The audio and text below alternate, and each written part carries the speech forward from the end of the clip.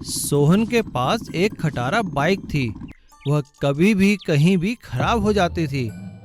सोहन उसे मैकेनिक के पास ले जाता और पैसे देकर जैसे तैसे ठीक करवाता था। अरे भाई सोहन, नई बाइक ले लो, कब तक इसकी मरम्मत करवाते रहोगे? अब ये ज्यादा दिन चलने वाली नहीं है। सोहन को डींगे मारने की बहुत बुरी आदत थी। अरे तुम देखना, मेरी बाइक जर्मनी से आने वाली है, मैं उसी का इंतजार कर रहा हूँ।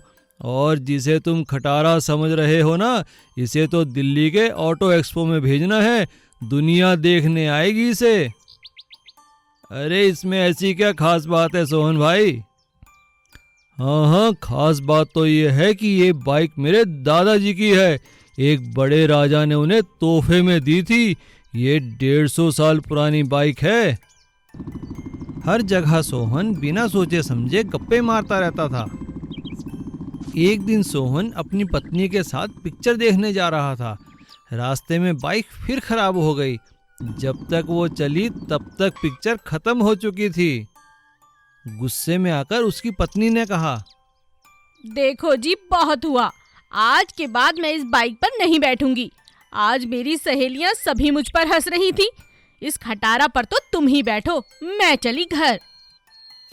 घर पहुंचकर सोहन ने अपने पड़ोसी की बाइक चुरा ली और उसे सुबह होने से पहले अपनी बाइक के साथ जोड़कर एक नए रूप में रंग दिया। सोहन अपनी पत्नी और बच्चों को लेकर पिक्चर दिखाने ले गया। सब बहुत खुश थे, लेकिन सोहन का पड़ोसी बहुत उदास था। उसने पुलिस में कंप्लेंट भी कराई, पर बाइक का कुछ पता ना चला। एक दिन एक पुलिस ऑफिसर सोहन को मिला। अरे सोहन, मुझे जरा पुलिस स्टेशन तक छोड़ दे। जी हाँ, चलिए आइए बैठिए। अरे बड़ी अच्छी बाइक है भाई, एकदम अलग। कहाँ से लाए हो? सिडनी से लाया हूँ साहब, मेरे चाचा की वहाँ बाइक की फैक्ट्री है। आपको चाहिए तो बताइएगा जरूर। सोहन की बातों पर अफसर को शक हुआ। अरे आओ सोहन, बैठो, तुम्हें चाय पिलाते हैं। सोहन खुश हो गया और अफसर के इशारे पर उसकी बाइक की तलाशी हुई और पता चला कि ये तो चोरी की बाइक है। अच्छा साहब, मैं चलता हूँ, चाय के लिए धन्यवाद। अरे रुको रुको, अभी कहाँ, अभी तो बस चाय ही पिलाई है, हवा खाना तो बाकी है। चलो हवालात में। चोरी करने और गप्पे मारने का बहुत शौक है ना तुम्हें? अब यहीं बैठे बैठे खटमलों को अपनी गप्पे सुनाना। Chicken leg piece recipe.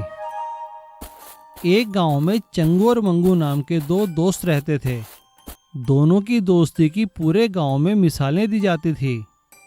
दोनों इकट्ठे ही स्कूल पढ़ने जाते और स्कूल के बाद दोनों ही इकट्ठे शहर में कॉलेज भी पढ़ने गए। मंगू पढ़ लिखकर एक कंपनी में बहुत बड़ा ऑफिसर बन गया। और क्योंकि चंगू को खाना बनाने का बहुत शौक था, एक होटल में काम करने लगा। मंगू जब शहर छोड़कर जाने लगा तो चंगू ने गले मिलते हुए उससे कहा, यार मंगू, आज मैं बहुत खुश भी हूँ और दुखी भी हूँ। खुश इसलिए हूँ क्योंकि तू एक बहुत बड़ा ऑफिसर बन गया है, और दुखी इसलिए कि रोज मुझे तेरा चेहरा दिखे बिना रहना पड़ेगा। यार चंगू, ऐसा नहीं कहते, हमारे तो दिल आपस में जुड़े हैं। और रही चेहरे की बात, अबे मेरी फोटो देख लिया कर। और मंगू के ऐसा कहते ही दोनों हंसते हंसते गले मिलने लगे। काफ़ी समय बीत गया। मंगू अपनी मेहनत से एक बहुत बड़ा ऑफिसर बन गया था और इधर चंगू होटल में काफ़ी अच्छा काम करने लगा और उसे काफ़ी अच्छे पैसे मिलते थे। लेकिन साथ ही साथ वो नए नए तरीक़ों से गांव के लोगों को भी खाना बनाकर खिलाया करता था। एक दिन मंगू ने चंगू को फ़ोन किया। हेलो चंगू, कैसे हो? अरे मंगू, कैसा है मेरा भाई? आज बड़े दिनों बाद मेरी याद आई। चंगू, तुझे शहर आना है मेरे पास। मेरी बहुत बड़ी तरक्की हुई है और मैं सभी ऑफिस वालों को पार्टी दे रहा हूँ। क्या कहा? तरक्की? ठीक है मेरे भाई, मैं जरूर आऊँगा। मंगू ने चंगू के लिए हवाई यात्रा की टिकट भेजे थे। चंगू मंगू के पास पहुँच गया। मंगू ने उसका दिल खोलकर स्वागत किया। बड़े शहर की चकाचौंध देखकर चंगू दंग रह गया। पार्टी वाला दिन भी आ गया। मंगू अपने नौकरों की सहायता से सभी व्यवस्थाएं देख रहा था। तभी अचानक मंगू का मैनेजर आके उससे कहता है, साहब ये कैटरिंग वाला लेग पीस बनाने से मना कर रहा है, कह रहा है इतने सारे लेग पीस हम नहीं बना पाएंगे। क्या कहा? बुलाओ जरा उसको।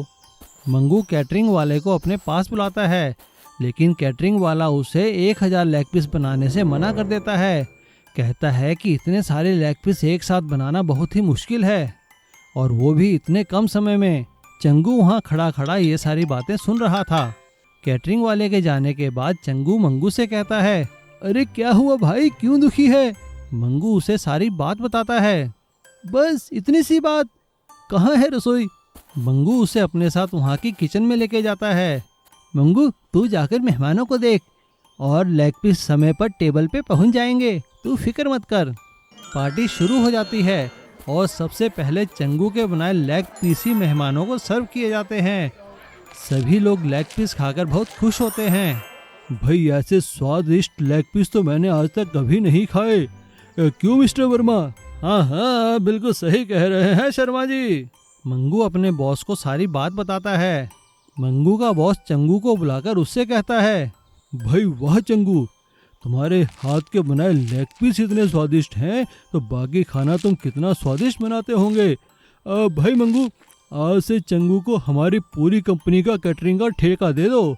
आज के बाद हमारी कंपनी में कोई खाना बनाएगा तो चंगू ही बनाएगा।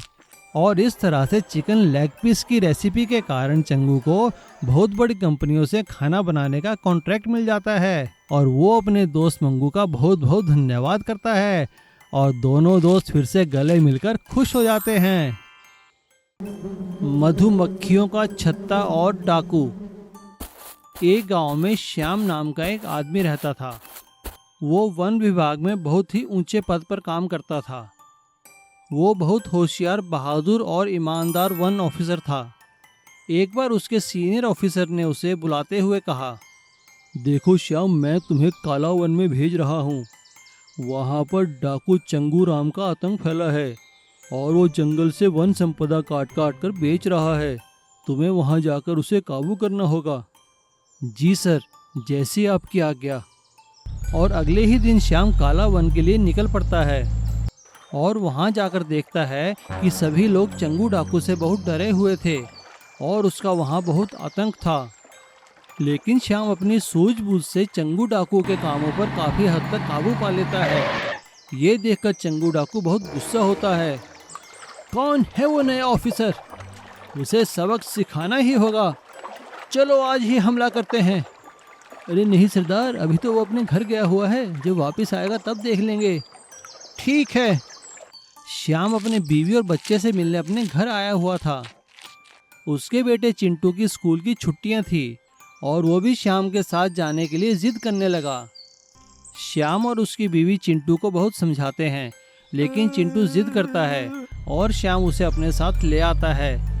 लेकिन उसे समझाता है कि वो घर के आसपास ही रहे, क्योंकि यहाँ जंगल में बहुत खतरनाक जंगली जानवर भी हैं।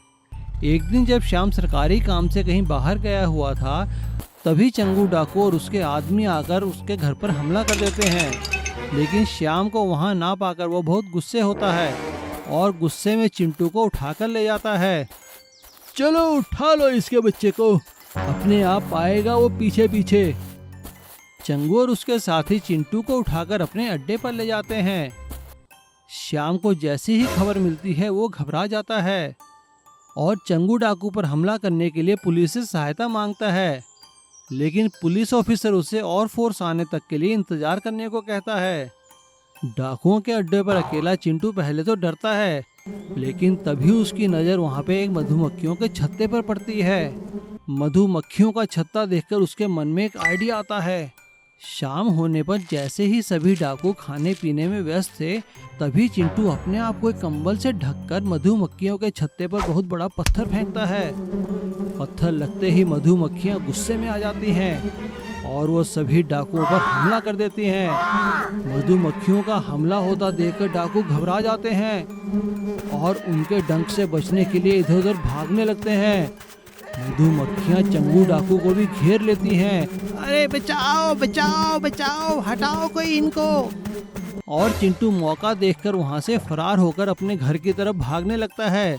तभी आधे रास्ते में उसे अपने पापा और पुलिस मिलती है। चिंटू उन्हें डाकुओं के अड्डे के बारे में बताता है। पुलिस डाकुओं के अड्डे को घेर लेती है, लेकिन पुलिस का आधा काम तो मधुमक्खियों ने ही कर दिया था। पुलिस को सभी डाकू घायल अवस्था में मिलते हैं और इस तरह चिंटू की सूझबूझ और मधुमक्खियों के छत्ते की सहायता से चंगू डाकू का आतंक खत्म हो जाता है और सभी लोग चिंटू की बहुत तारीफ करते हैं।